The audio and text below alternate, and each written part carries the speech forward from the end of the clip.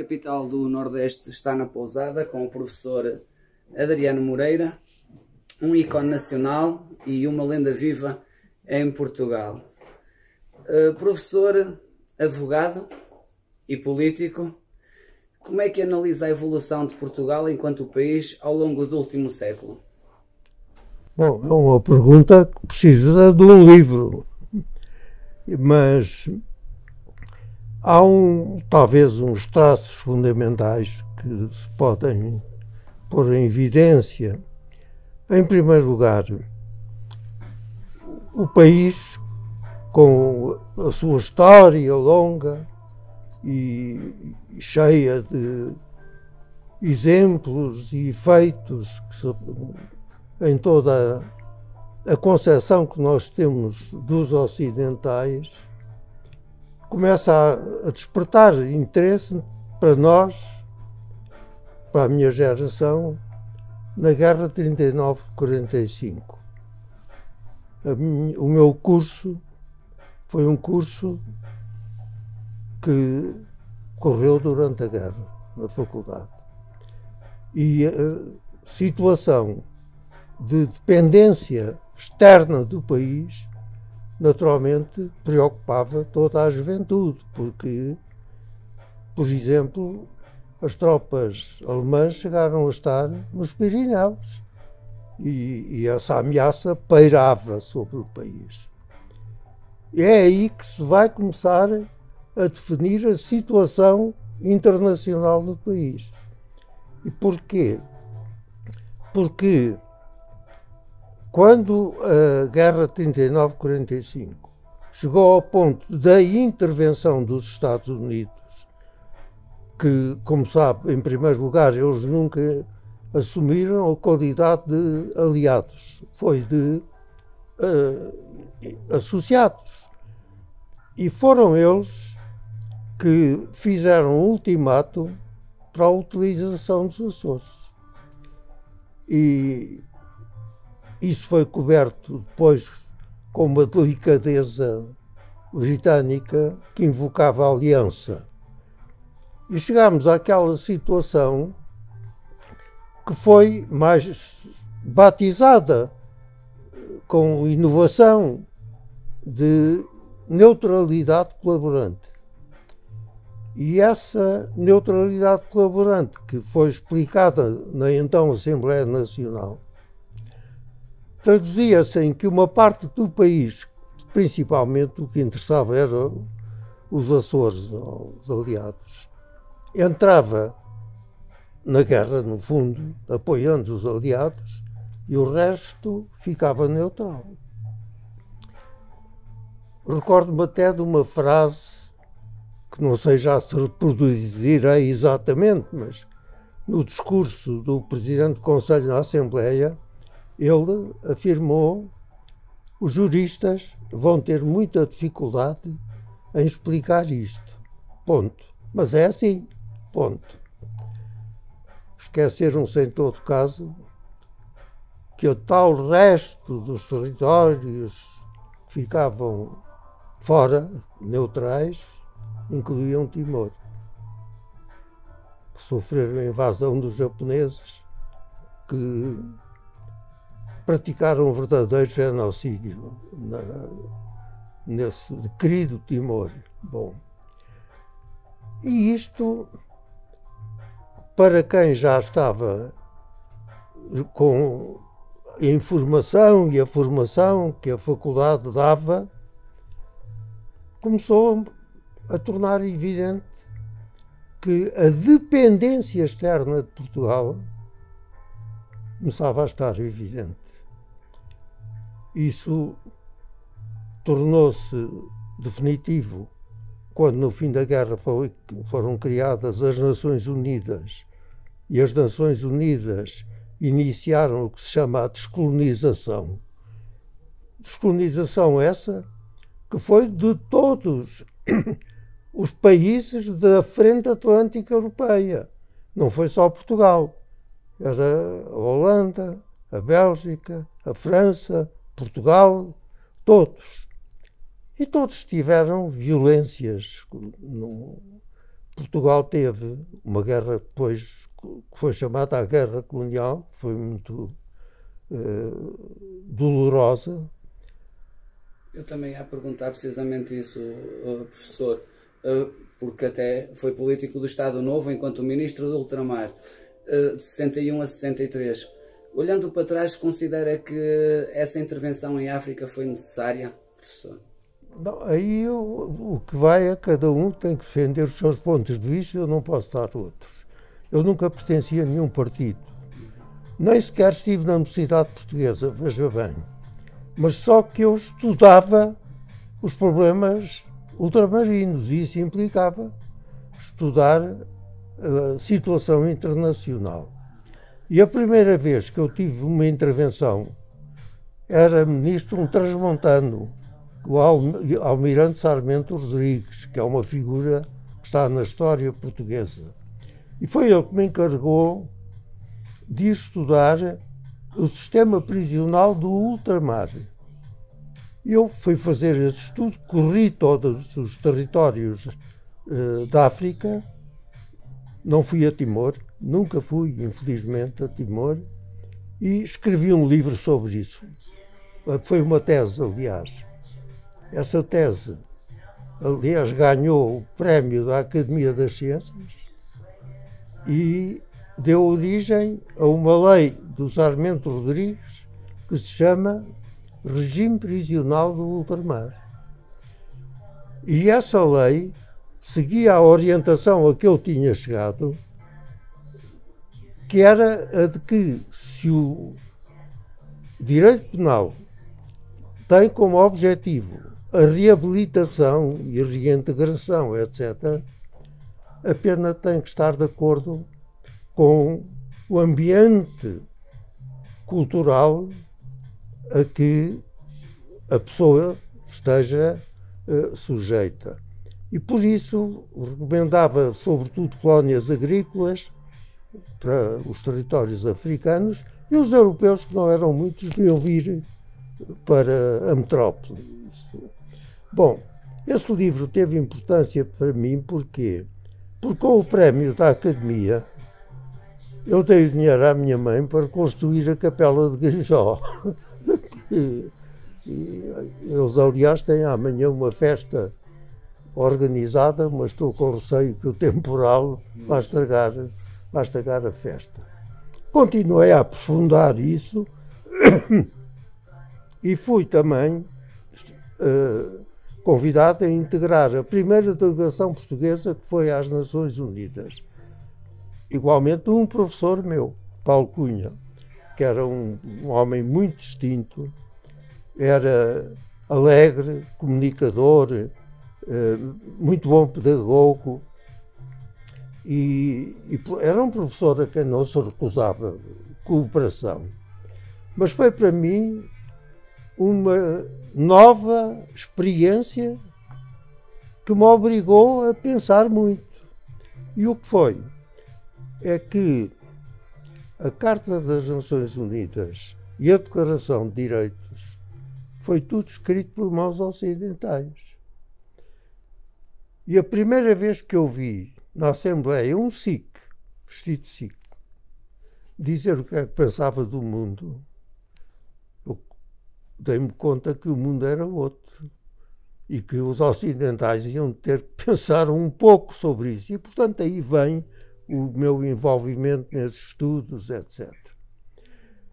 Quando começou a descolonização a ter uma evolução que implicou em muitos sítios combates muito grandes, para mim o exemplo mais evidente que as pessoas devem meditar foi a Guerra da Argélia.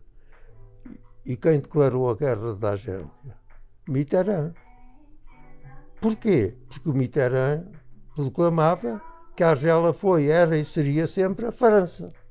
E ainda hoje os resultados e efeitos dessa guerra não estão resolvidos. Isso também atingiu Portugal. Atingiu Portugal e eu tinha bastantes relações, até pela vida profissional e que mantive até hoje com as Forças Armadas. adotava uma posição que foi, aliás, expressa pelo chefe de Estado-Maior, que era o general Câmara Pina, que estas guerras não se ganham. Negocia-se transformações para um acordo de paz. E foi aí que pediram a minha colaboração. É por isso que eu, às vezes, até só para complicar a semântica, digo, quando me dizem, como o senhor ainda agora mesmo disse, o senhor foi ministro do Salazar. Eu digo assim, não, eu fui membro de um governo do Dr. Salazar. Ministro, fui dos nativos. Porque ministro quer dizer servidor. Bom. Mas quer se queira, quer não, professor, Salazar foi uma das figuras mais controversas do século XX. Chegou em algum momento a privar com ele? Chegou a privar com ele? Chegou em algum momento a privar com ele? Não, só depois de me ter chamado. E quando me chamou, ele até me disse, e até é curioso, quem me disse que ele queria falar comigo foi o que estava a ser ministro do ultramar. E falava comigo porquê? Porque eu era professor da então chamada Escola Superior Colonial, que depois fiz evoluir, é hoje um Instituto de Ciências Sociais e Políticas. E, portanto, ele é que me chamou, era um almirante, porque o primeiro-ministro queria falar comigo. E disse-me que não sabia porquê. Sabia. Ele estava gravemente doente. Tinha sido governador de Angola. E achava, e a sede da ética militar, que não garantia a integridade da sua imagem se não fosse a Angola no momento em que a segurança pública estava a exigir. Mas a saúde dele não podia garantir que podia continuar. Era um homem muito honesto, muito guiado pela ética militar. Bom, eu lá fui, portanto. E o presidente disse-me, o senhor tem escrito muitas coisas a criticar a nossa política colonial. Mas quem é o Salazar para si? Para mim, a política colonial, e eu queria convidá-lo para executar essas medidas que diz. E o senhor tem motivos para me dizer que não. E eu disse-lhe, olha, Sr. Presidente, para começar, não é difícil saber o que eu penso sobre a situação, porque eu escrevo as lições e publico-as. Isso é o primeiro ponto. Segundo ponto é que Vossa Excelência não é o único português que põe o interesse nacional acima da diferença de opiniões. Agora, há um problema. É que eu nunca pertenci a nenhum partido. Não tenho nenhuma organização que me apoie. Quem é que me apoia?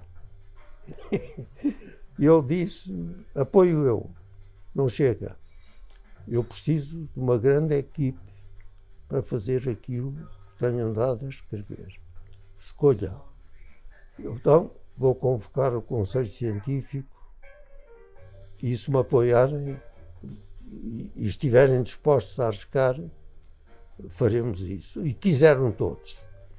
E então, eu lá fui para Angola e quando hoje penso como é que se podia chamar o que eu queria fazer, acho que não lhe tinha encontrado o nome próprio.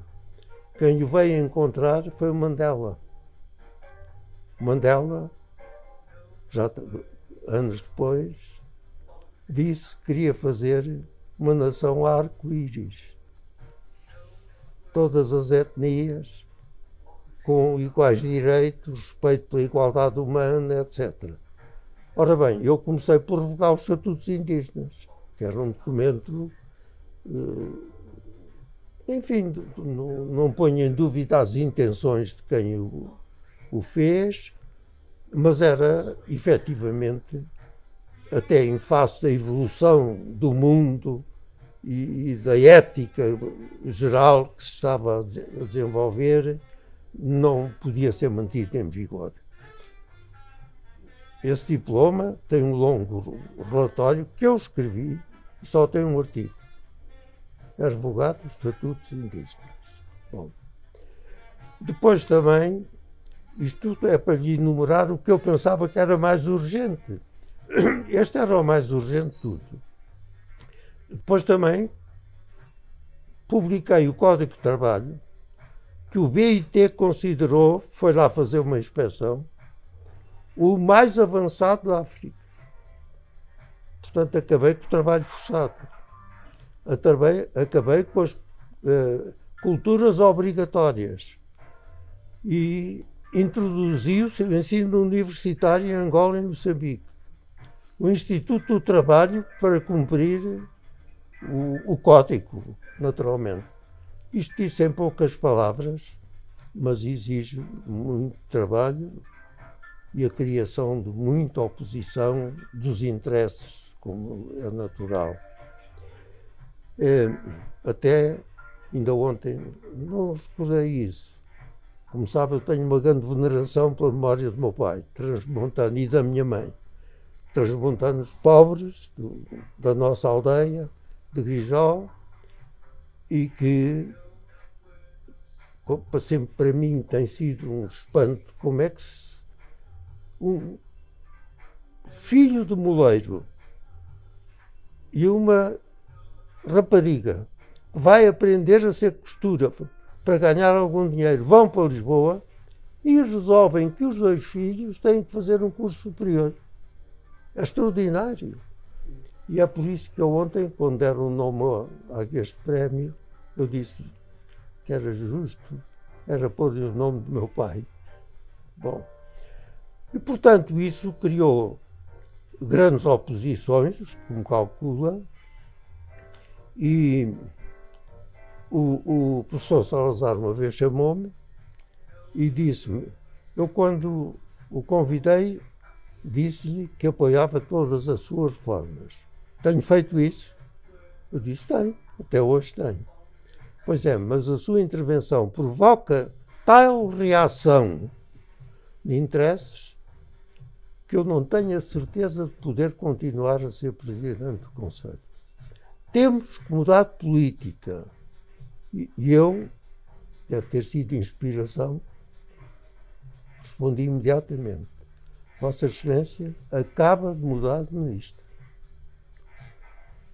Bom, a conversa, portanto, acabou. Isto foi no Forte do Estoril. Ele era muito bem educado, muito cuidadoso com as pessoas, vem à porta, espera que se deixe à escada, essas formalidades da boa educação.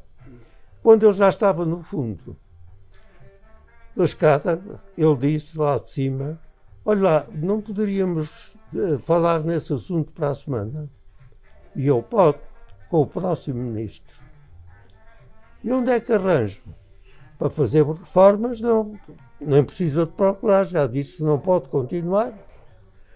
Agora, para um homem honesto e competente, abra a lista dos vogais do Conselho Ultramarino, em qualquer sítio que pare o dedo, está um homem sério e competente.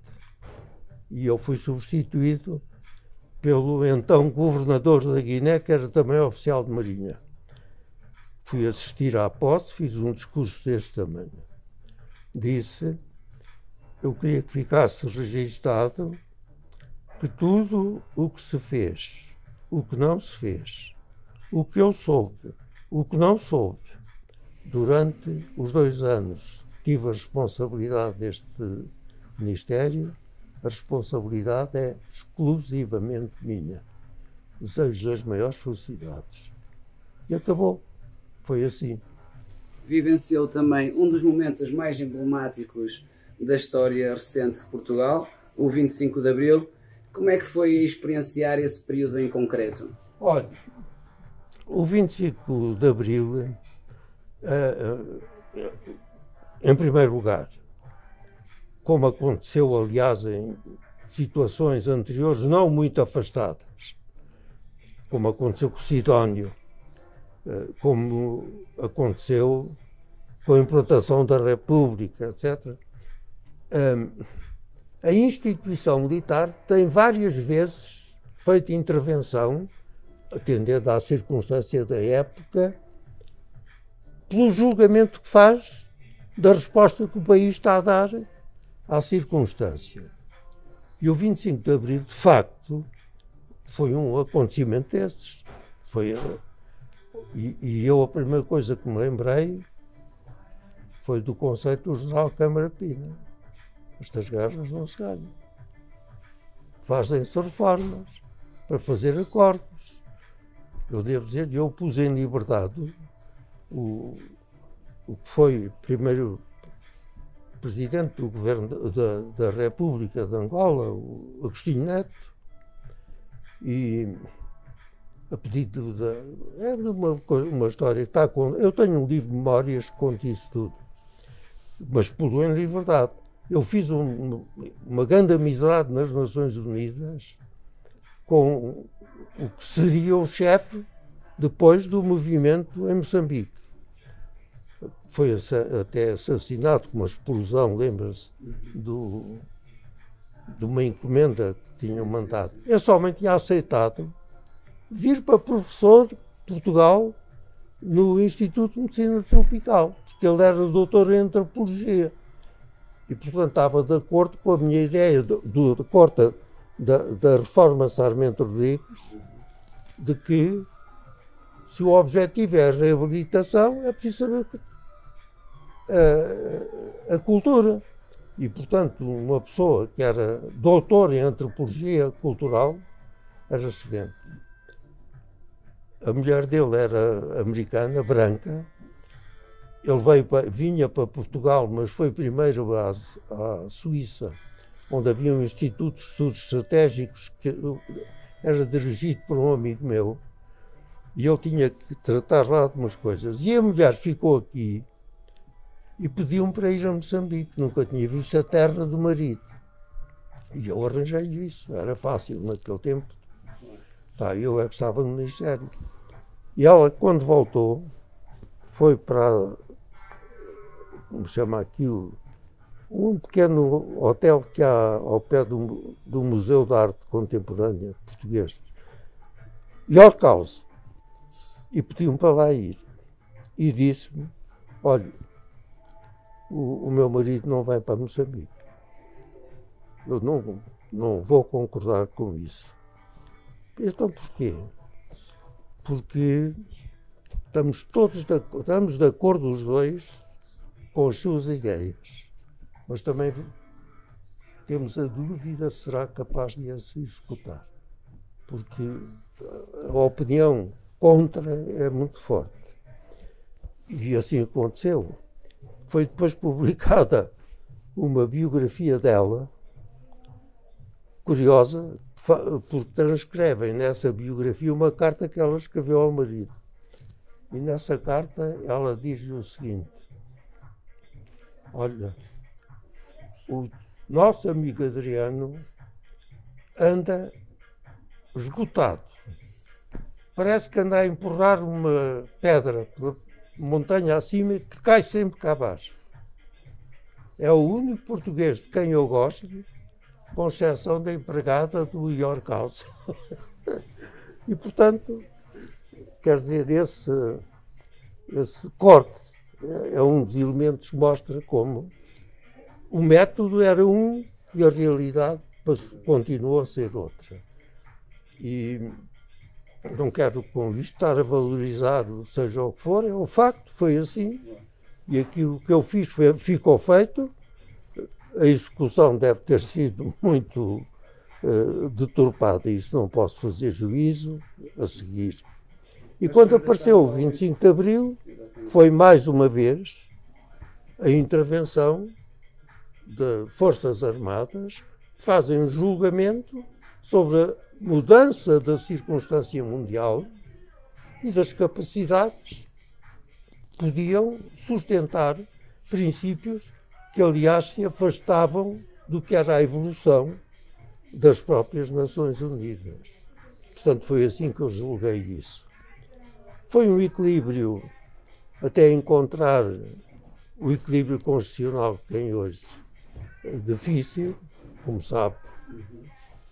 E eu guardo, ainda está vivo, uma grande recordação, estima e admiração por General Viandes, que teve, eu acho, uma intervenção, para não falar em pormenores, que sobretudo tanta gente já morreu, e há um princípio cristão que dos mortos só se fala bem, não se pode falar mal. Mas eu penso que é uma figura que não se pode esquecer.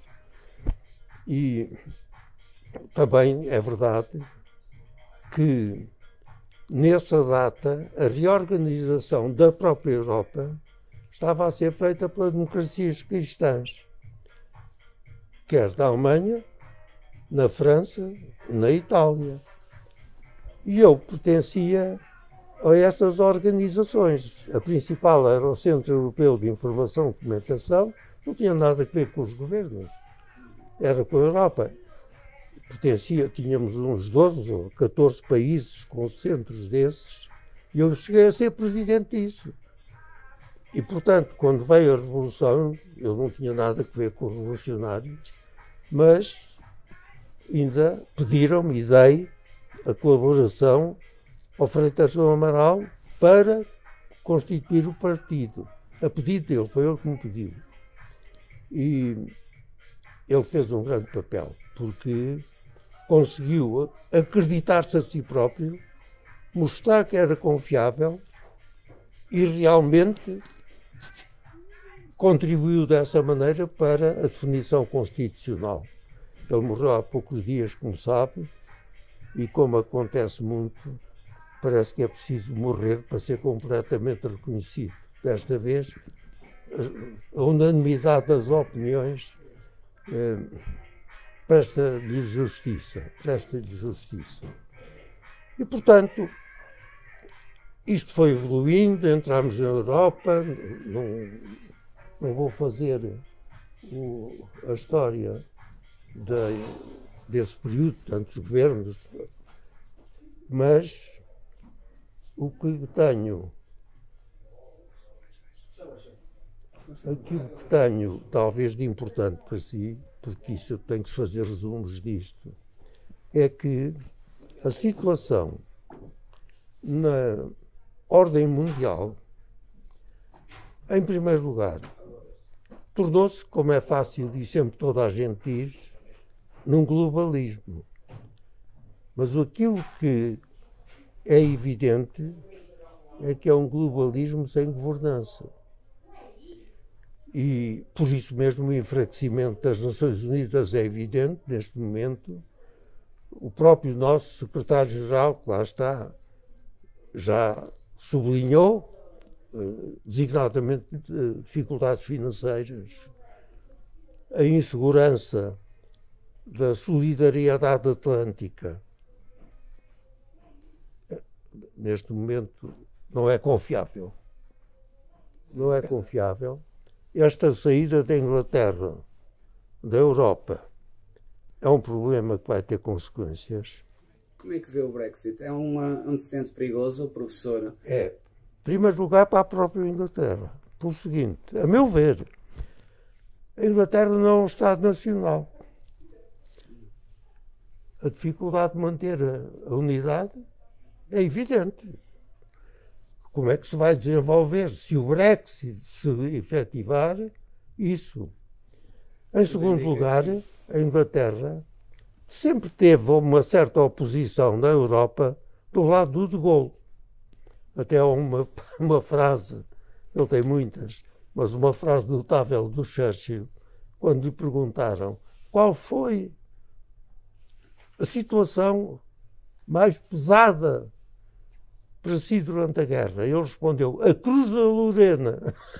Ora bem, mas só neste aspecto, começava a-se a discutir a segurança da Europa, até estão a pedir já um exército da Europa, etc. A saída da Inglaterra leva com ela o maior exército europeu e a maior esquadra europeia. Tudo isto são problemas terríveis, porque tem-me feito lembrar uma observação muito séria do Bismarck, veja aos anos. Ele não era uma pessoa meiga, era um militar, e disse: uma leviandade pode provocar um desastre. Aconteceu com a morte do arquiduque, e neste momento as leviandades não faltam.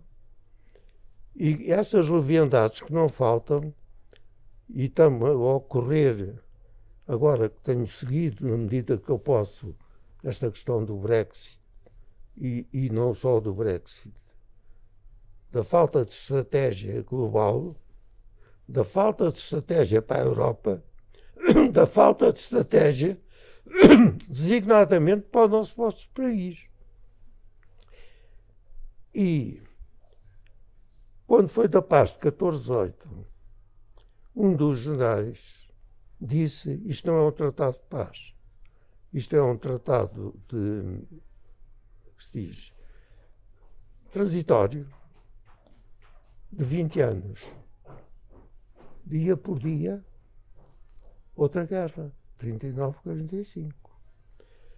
Bom, o Brexit está a ser orientado em certas coisas que dizem respeito à Irlanda, sobretudo, com prazo.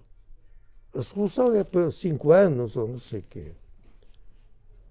Quer dizer que, de facto, não é tratado, é adiamento. Temos outro exemplo a correr, é Hong Kong. Hong Kong está submetido àquela criatividade chinesa, quando, na altura própria, um Estado, 2 regimes, por 50 anos.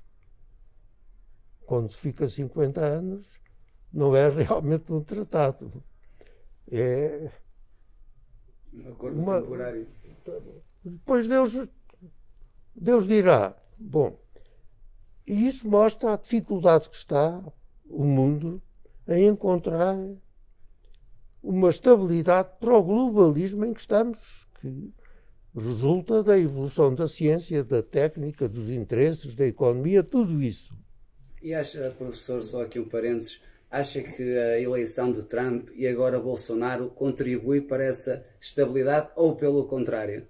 Eu não tenho esperança de poder vir, eu já não, alguém escrever uma crónica feliz dessas intervenções.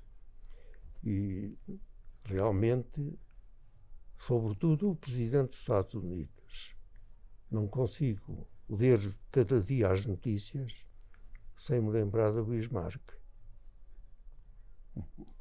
Porque o último que eu me lembro, foi ontem ou antes de ontem, aquela carta que ele mandou ao Presidente da Turquia, e que o Presidente da Turquia disse que deitou para o caixote de lixo. Isto não lhe faria lembrar o Bismarck. Ora, é nisto que eu estou preocupado. São essas mesmo leviandades que podem dar origem a guerras. Isso. Designadamente, em relação à Europa. Eu creio que o primeiro livro que apareceu aqui sobre a Europa em formação é meu. Eu escrevi, está aí, talvez o conheça. Está, e não pode deixar de preocupar toda a gente, a própria evolução da Europa implicou um aumento de contradições de orientações. Porquê? Quando caiu o muro, vamos pensar no muro, juntaram-se as duas meias Europas, porque o fim da guerra o que fez foi fazer metades. 2 Europas, 2 Alemanhas, 2 cidades de Berlim, etc. E depois no Oriente também havia metades. E quando caiu o muro, com a alegria geral dos europeus, os Estados que estavam submetidos ao regime soviético entraram na Europa. E até houve o chanceler alemão a equivalência da moeda, foi uma generosidade fraterna dos alemães, com uma diferença. A Europa, metade do lado de cá, tinha 50 anos, ou 40 ou 50 anos, de experiência democrática. A do lado de lá, experiência de lutar pela soberania antiga. Ora, neste momento, grande número das dúvidas que pairam na Europa resulta do objetivo político nos Estados, porque uns já estavam afetos ao regime democrático e os outros vinham de um trajeto que aquilo que lhe tinha como esperança era recuperar a soberania, não é a mesma coisa. E neste momento, a multiplicação dos partidos na Europa eu acho preocupante e não posso fazer grandes comentários sobre isso, mas... Sobretudo de extrema-direita, professor. Não, basta-lhe pensar que só em França concorreram nas eleições para o Parlamento Europeu 30 partidos. Bom, se lembrar que pelo menos no século XVIII ainda havia críticas a que as formações políticas se chamassem partidos, porque o que lhes chamavam era fações, era pejorativo. Porquê? Porque muitos escritores consideravam que partido era contraditório com comunidade. E mesmo na Inglaterra, comunidade britânica, partido, até que a evolução dignificou os partidos. Hoje já a palavra já não é essa palavra ameaçadora para a comunidade. Mas o que há realmente neste momento é tanta contradição, tanta indefinição nova dos partidos. E porquê? Porque a circunstância mudou. E a organização política tem que responder à circunstância. E daí é que vem hoje a minha ideia, que eu tenho escrito em várias ocasiões, que a situação de Portugal, na circunstância de um globalismo sem governança, é esta. Cada vez é mais sujeito a decisões que outros tomam, mas que têm consequências. E tem-nas não apenas económicas ou financeiras, tem-nas do ponto de vista estratégico, como aconteceu na Segunda Guerra Mundial. O problema da segurança europeia está nos que mais inquietam os responsáveis pela gestão da União. E é preciso seguir isso com muito cuidado. E não quero dizer mais nada sobre isso, porque não tenho opinião sobre as correntes políticas todas que apareceram de supesão, e eu não sei o bastante para ter essa pressa de chegar a uma conclusão. Mas posso verificar, vivemos em globalismo sem governança. E além de sermos, portanto, um país que eu chamo exógeno, porque está a sofrer essas consequências de decisões que não é ele que tomou, ou individuais do Estado, ou dessa diplomacia de turbilhão, que é fazer um grupo aqui e um grupo acolá, ou de poderes que não são conhecidos. Esta situação, estamos à espera de um bom candidato a doutoramento que consiga coordenar isto tudo, implica o outro facto gravíssimo. É que, com frequência, é um país que não tem recursos suficientes próprios para enfrentar as obrigações do Estado. Tivemos este período que eu achava ofensivo da Troika, lembra-se? Mas isso já era talvez um sentimento transmontano. Eu não conseguia reconciliar-me em ver empregados da União virem avaliar os ministros portugueses. Eu disse, cada um no seu lugar. É uma pequena coisa, mas os transmontanos percebem. Mas isto obriga a uma profundíssima meditação sobre o destino da Europa, o destino de Portugal, etc. Bom, e nós começamos a ter uma elite competente. E tenho esperança nisso, porque a guerra colonial, que foi o fim de um período histórico enorme, não tinha uma elite capaz de compreender as reformas e deu esta situação interna. Foram despertados por uma evolução da circunstância que excedia a capacidade. Bom, e neste momento, que a capacidade tem uma relação deficiente com o desafio da circunstância, há muita juventude que sabe isso. Bom, e eu tenho confiança nisso e que, enfim, se venha a encontrar uma solução viável, mas não ajuda ninguém não assumir o complexo dos desafios de uma circunstância que evolui. É o ambiente, são os emergentes, são os mini-nacionalismos, a nossa vizinha Espanha, é a luta pelos interesses económicos, os poderes que daí derivam e que não são políticos, mas que existem. Tudo Barcelona isso também está agora tudo isso, em crise. O País Basco também está neste momento a viver uma altura complicada. O que é que tem a dizer sobre isso, professor? Eu devo dizer que é uma situação que em Espanha sempre existiu. Agora, evitar que as contradições cheguem à violência é uma sabedoria que já deviam ter e que todos devíamos ter. Todos sabemos o que foi a Guerra Civil de Espanha. E portanto, os meus desejos e votos é que o sentido de responsabilidade impeça que seja a violência que triunfa.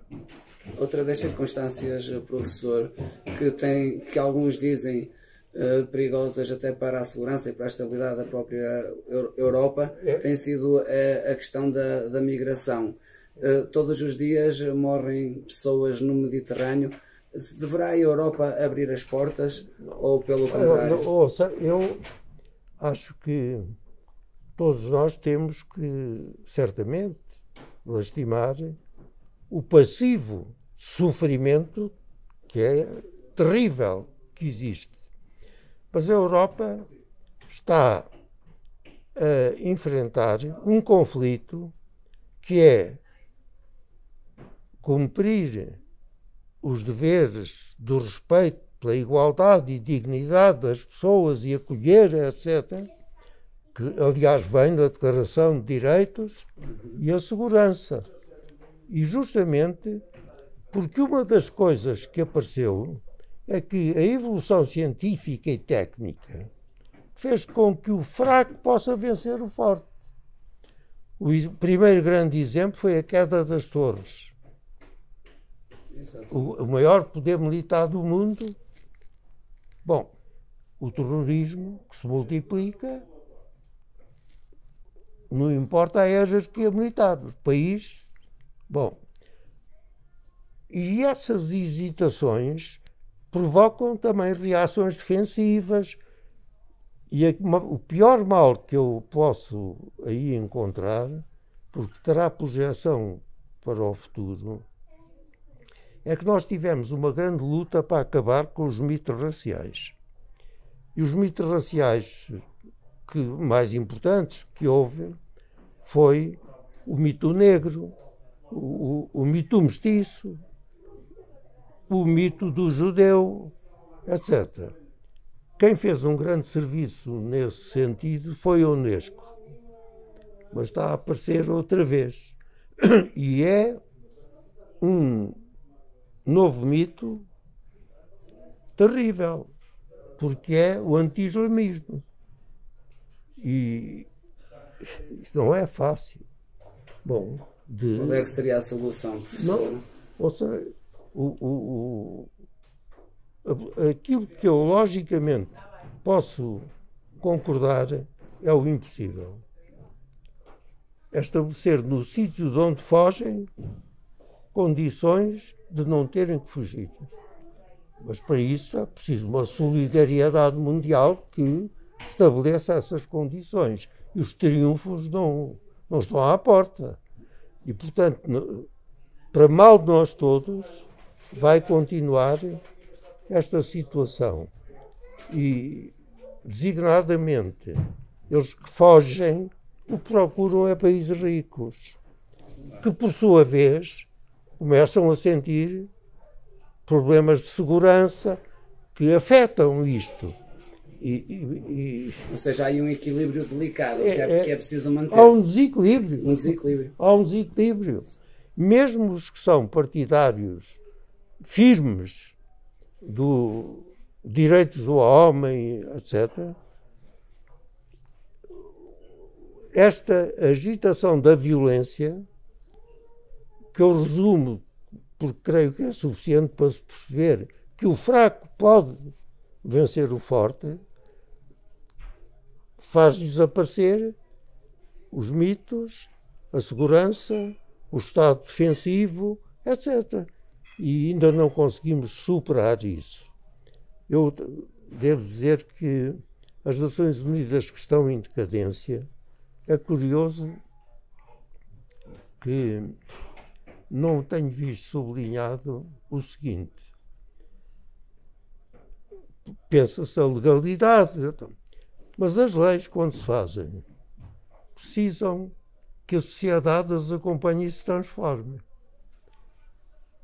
Eu dou-lhe um grande exemplo, que foi a primeira grande declaração de direitos, foi a americana. Todos os homens nascem com iguais direitos, igual direito à felicidade. Mas havia uma vírgula oculta. Os nativos não, os escravos não, as mulheres não, os que não pagam imposto não. Uma teoria de nãos que tem levado um longuíssimo tempo. E, portanto, eu acho que é um desafio total. E que tem aflorado um grande movimento contra os ocidentais, como sabe. Mas eu acho curioso, e ligo a um antigo secretário-geral que as Nações Unidas tiveram, e se calhar vamos ficar por aqui, que é o seguinte: há um grande movimento, incluindo um padre professor alemão, Kung, que criou até uma fundação para a ética universal, católico, e considerado um bocado exagerado e tal, mas, enfim, teve as suas dificuldades. Mas sabe quem é que foi chamado à Assembleia Geral? Paulo VI. Foi quem gravou aquela frase: o desenvolvimento sustentado é o novo nome da paz. O João Paulo II, 2 vezes, para a igual dignidade dos povos, ele tinha nascido na Polónia, que eu acho que é a nação pior estacionada, estão sempre a empurrá-la de um lado para o outro.